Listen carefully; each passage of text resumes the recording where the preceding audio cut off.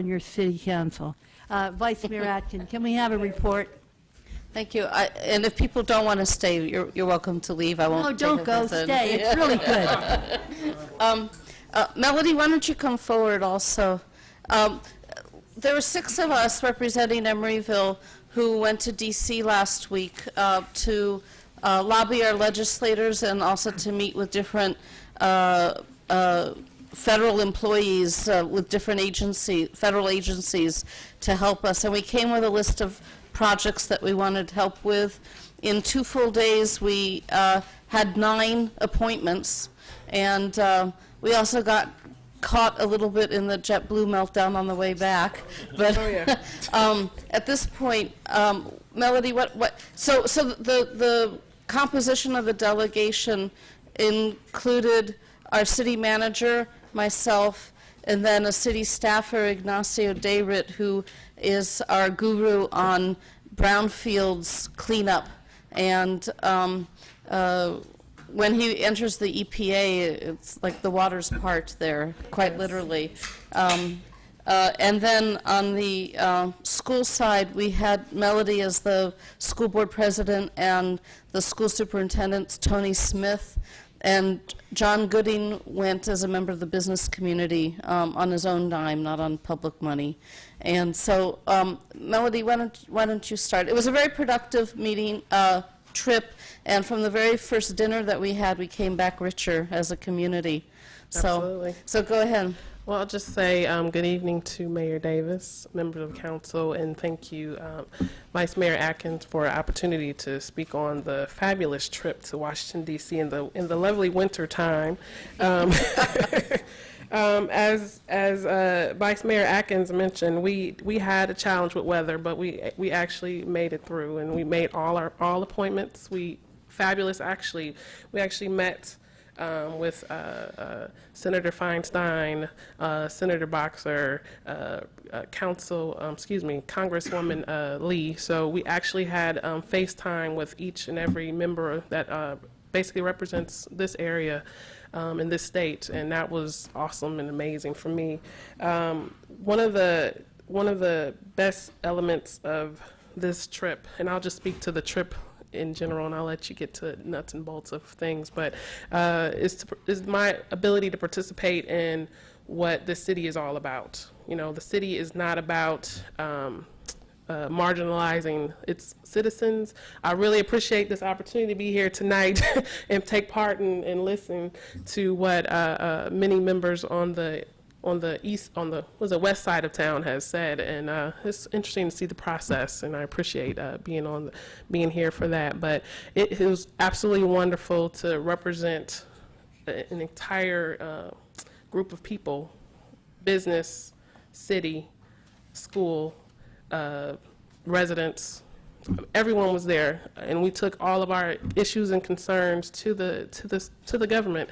And one of the strongest pieces was that we were able to show and prove through evidence that what a great city this is, and how important the relationships and the connections that we all have actually proven to be beneficial for school as well as residents. And that was one of the most powerful things. You don't have delegations like ours. You don't see representatives from the city, from the schools, from the business saying that they work together and they make a difference for the individuals in their communities. And we could do that. And that was actually a really powerful opportunity for me to take part in that.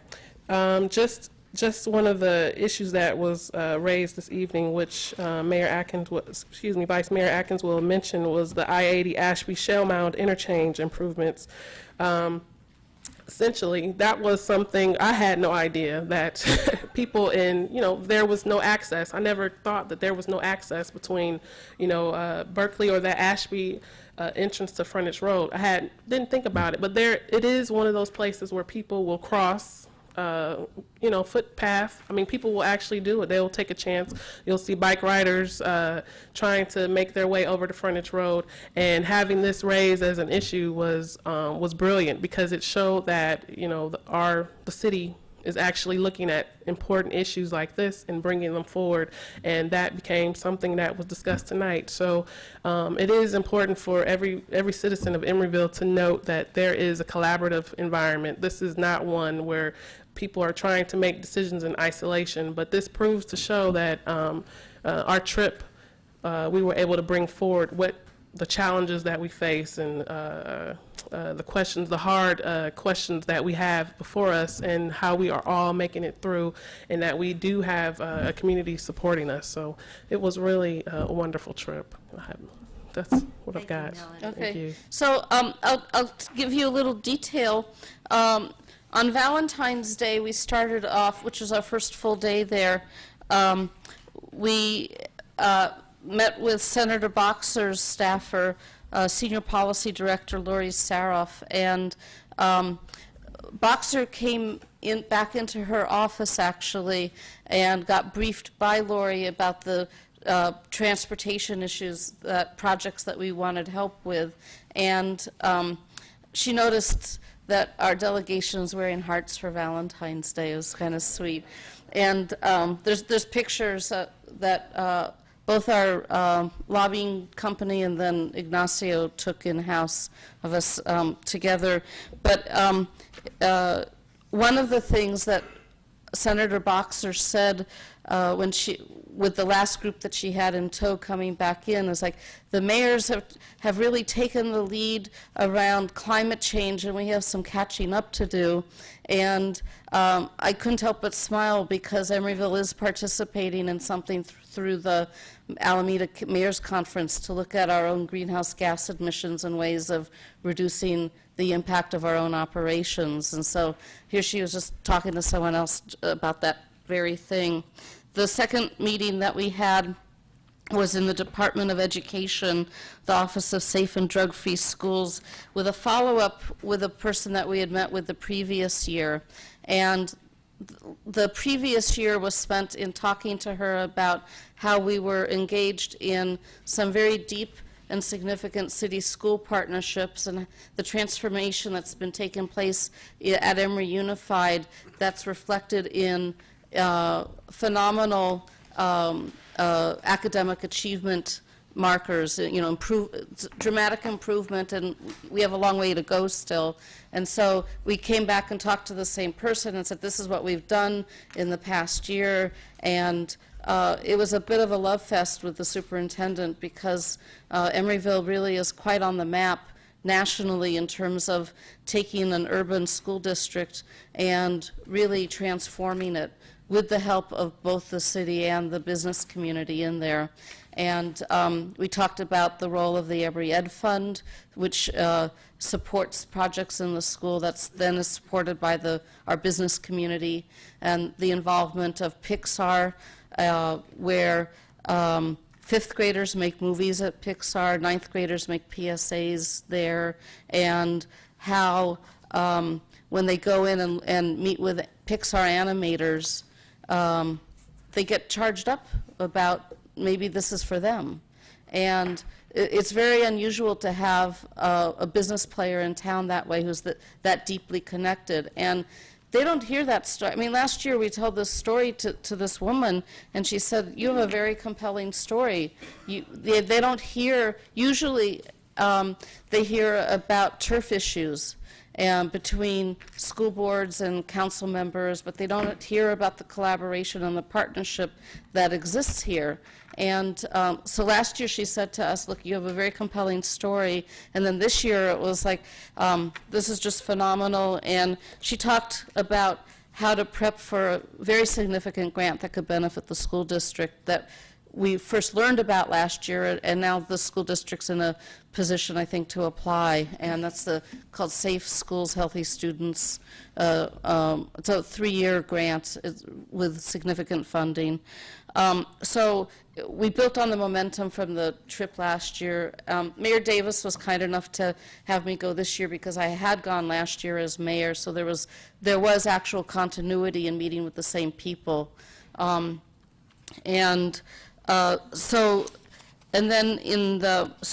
we had 7 meetings the following day, starting off with a breakfast meeting with Marty Blank, who's the director of the Coalition for Community Schools, and we talked about the Emeryville Center for Community Life that we're building, which is very much modeled on a national effort for full-service community schools.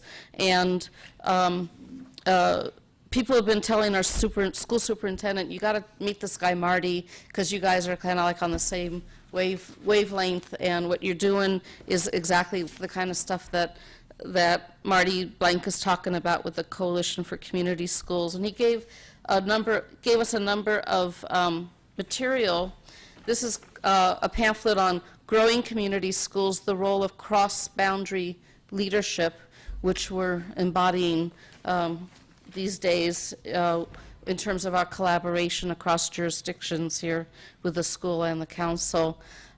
This is a magazine put out by the Coalition for Community Schools. Our children, the whole focus is on developing full-service community schools. And so that was a great connection that our superintendent, Tony, was very happy about.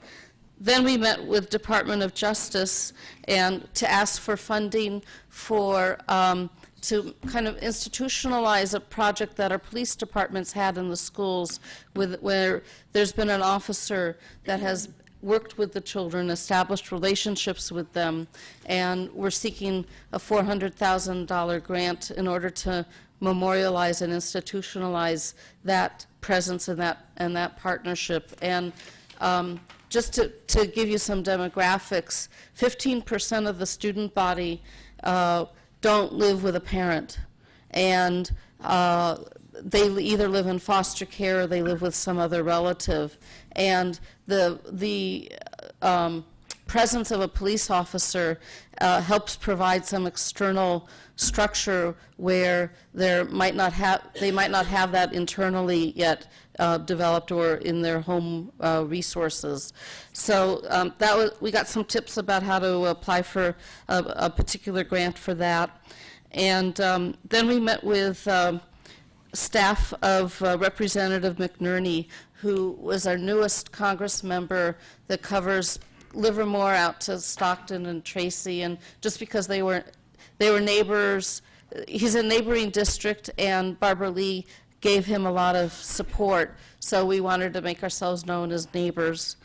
With Feinstein's office, we met with the same guy that we met with the last year, plus a second staffer, and the continuity was really good because Ryan, who we met with the first year, had moved up organizationally within that office, and he does the appropriations, which he wasn't doing last year. And then we met with Olivia Rodriguez, who does the education policy for Senator Feinstein. And she came in, the senator came in right before we had our meeting, and she was that woman has a very commanding presence. I hadn't been in her presence before, but just the few minutes that she spent with us was she was a true stateswoman. And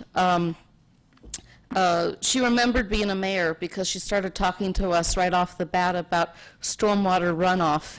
And this is not a very exciting topic for people who are out, thinking of the big policy things, but it's actually a huge issue for cities about how to deal with the contamination of stormwater runoff because of all the pollutants. And so it's like she remembered her roots. Then we met with EPA and had a nice follow-up with the director of the Brownfields office.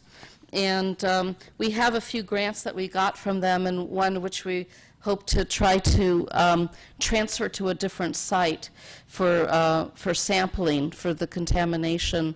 And we are such a proven performer for them. If the rules allow it, then the director was kind of funny at that point. He said, "Oh, I don't see why not. If it was a cleanup thing, then you couldn't transfer it to another site. But for assessing the site, oh, I don't." And then he backtracked and he said, "Well, I'm probably the one in the office who knows the least about the rules, so I have to check and get back to you." But that was very sweet. And we ended with... What'd you come home with? That's the bottom line. What'd you come home with? Okay. I'm going on and on here. We're in a queue for appropriations. We probably won't find out about either how Barbara Lee's office or the senator's offices stack up our appropriations requests, but we left all of our funding requests with them. We probably won't find out till mid to late summer about any of them. But we did come back $50,000 richer from the first dinner, which is that we had a $50,000 contribution from the chair of Madison Marquette, who owns the Bay Street Shopping Center. And he is so impressed with the collaboration that we've had with the school district that he just offered that contribution that night over dinner.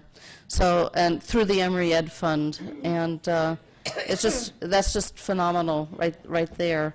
So that's about it. Are there any other questions?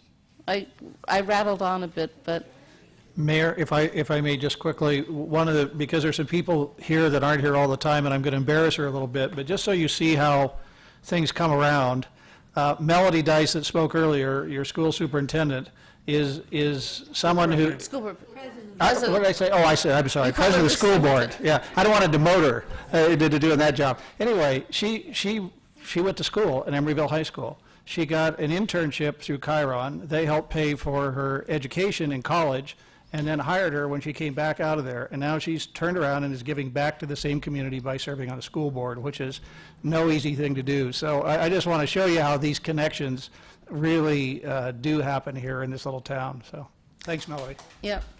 Pat, did you want to add anything from your city manager's report on that? Thank you very much. Very complete right. report. We'll go back to the